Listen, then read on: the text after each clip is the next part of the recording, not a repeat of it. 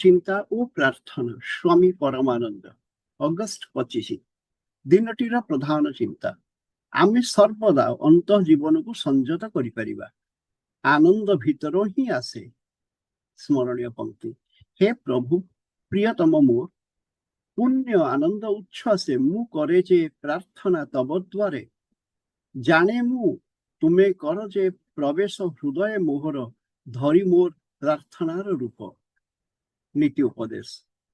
ମହାପୁରୁଷଗଣ ସର୍ବଦା ପ୍ରଫୁଲ୍ଲ ଓ ଆନନ୍ଦମୟ। ସବୁ ଅବସ୍ଥାରେ ସେମାନେ ଆନନ୍ଦମଗ୍ନ ହୋଇ ରହନ୍ତି। ଧାର୍ମିକ ମନୀଷୀ ଯେଉଁମାନେ ତାହାଙ୍କ ଭିତରେ ଯେପରି ଦିନ ରାତି ଗୋଟିଏ ଆଲୋକ ଜଳୁଅଛି।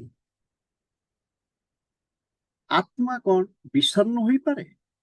ଦୁଃଖାର୍ଥ ସଙ୍ଗେ ବସି କାନ୍ଦିଲେ ତାହାକୁ ସାହାଯ୍ୟ କରାହୁଏ ନାହିଁ, ଯଦିଓ ଏହି ସୂତ୍ରେ ତାହା ସଙ୍ଗରେ ଗୋଟିଏ ଯୋଗ ସ୍ଥାପନ ସମ୍ଭବ, କିନ୍ତୁ ଏହି ଭାବରେ ତାର ଦୁଃଖର ପ୍ରତିକାର ହୁଏ ନାହିଁ।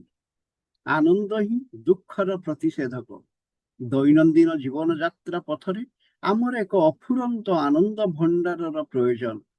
ଏହାର ସନ୍ଧାନ ପାଇଲେ ଜୀବନରେ ଆଶାପୂର୍ଣ୍ଣ ଓ ସାହସୀ ହେଉ।